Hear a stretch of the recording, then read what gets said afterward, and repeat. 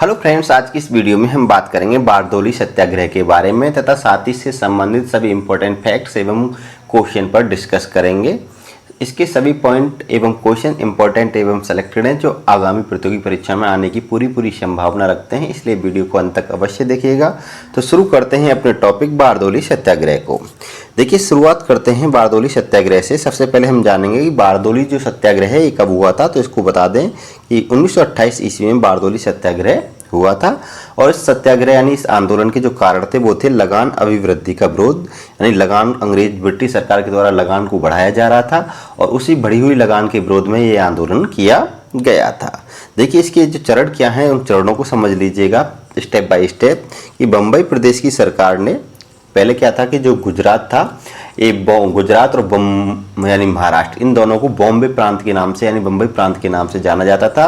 तो इस प्रकार हम कह सकते हैं उस समय बम्बई प्रेसिडेंसी के अंतर्गत गुजरात भी आता था। जो आधुनिक गुजरात है उस समय बम्बई प्रेसिडेंसी में शामिल था ब्रिटिश शासनकाल में। ठीक है, तो बम्बई प्रदेश की जो सरकार थी इसने क्या किया था, 30 जून 1927 ईस्वी को बारदोली, जो सूरत गुजरात में पड़ता है, तालुके का जो लगान था वो 30% से 30% तक क्या कर दिया था, बढ़ा दिया था। ठीक है, तो याद रखना है, समझना है कि बम्बई प्रदेश यानी बम्बई प्रेसिडेंसी की जो ब्रिटिश सरकार थी इसने क्या किया, बारदोली जो तालुका था, एक गुजरात सूरत में पड़ता है, एक तालुका था, कह सकते हैं एक ब्लॉक था पूरा उसका।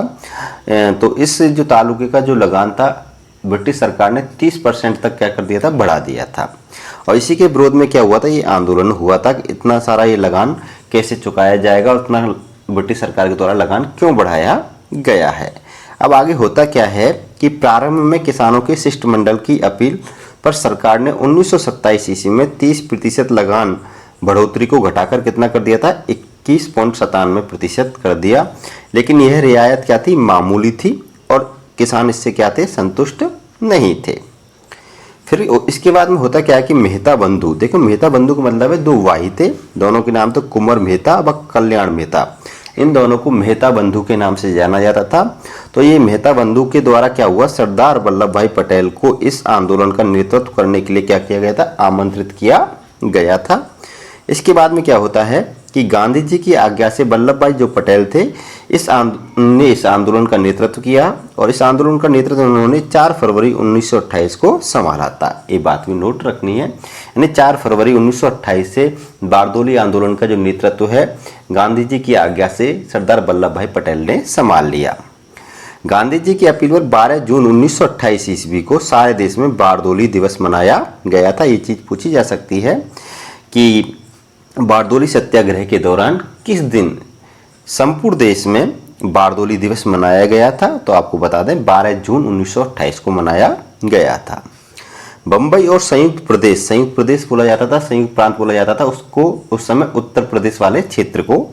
ठीक है, तो इन दोनों क्षेत्रों ने क्या किया कि बम्बई क्षेत्र, बम्बई प्रेसिडेंसी और संयुक्त प्रांत के जो लोग थे इन्होंने उनकी सभाएं हुई और सभाओं में क्या हुआ, किसानों ने ऐलान किया कि वे बारदोली के किसानों का अनुकरण कर लगान में वृद्धि को रोकेंगे। ठीक है, ये बात याद रखनी है। लगान वृद्धि को रोकने के लिए संयुक्त प्रांत में भी सभाएं होने लगी किसानों की, बम्बई में होने लगी बारदोली की किसान आंदोलन को देखकर।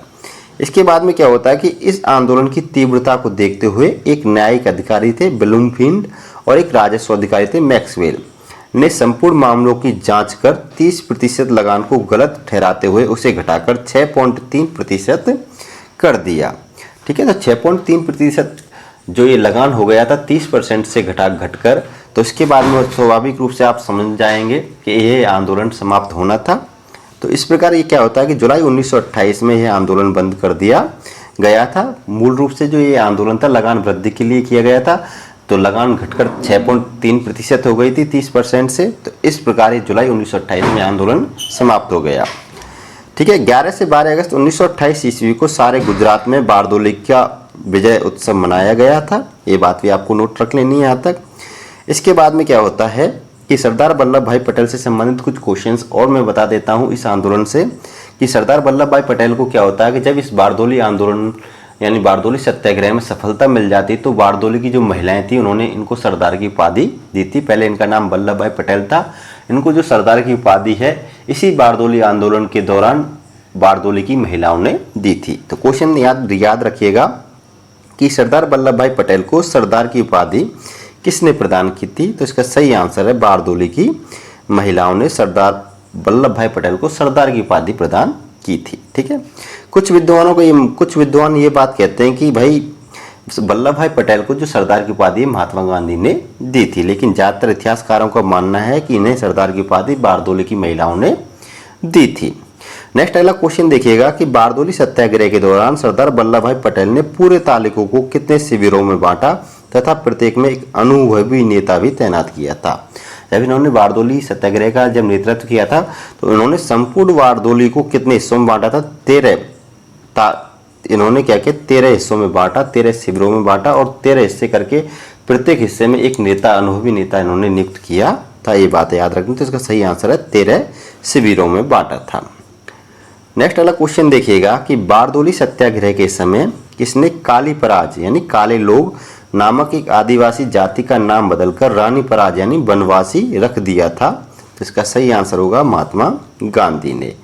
नेक्स्ट वाला क्वेश्चन है हमारा, मैक्सवेल ब्लूमफील्ड इंक्वायरी कमेटी का संबंध किससे है? इंपॉर्टेंट क्वेश्चन है। तो मैंने अभी बताया था कि मैक्सवेल और ब्लूमफील्ड, मैक्सवेल कौन थे? राजस्व अधिकारी थे। ब्लूमफील्ड कौन थे? एक न्यायिक अधिकारी थे। और इन दोनों ने ही मिलकर बारदोली सत्याग्रह यानी बारदोली सत्याग्रह के दौरान जो लगान बढ़ी हुई थी, उनका विरोध किया जा रहा था, तो उन पर जांच की और जांच करने के पश्चात इन दोनों ने ही लगान को 30% से घटाकर 6.3% कर दिया था। ये बात याद रखनी है। ये थी दोस्तों बारदोली सत्याग्रह से संबंधित सभी इंपॉर्टेंट फैक्ट्स एवं क्वेश्चंस। वीडियो पसंद आई हो वीडियो को लाइक करिएगा, शेयर करिएगा। आप हमारे चैनल पर नए हो, चैनल को सब्सक्राइब कर लीजिएगा, क्योंकि ऐसे कंटेंट मैं आपके लिए लाता रहता हूँ। फिर मिलूंगा नेक्स्ट अगली वीडियो में, तब तक के लिए अलविदा, बाय बाय।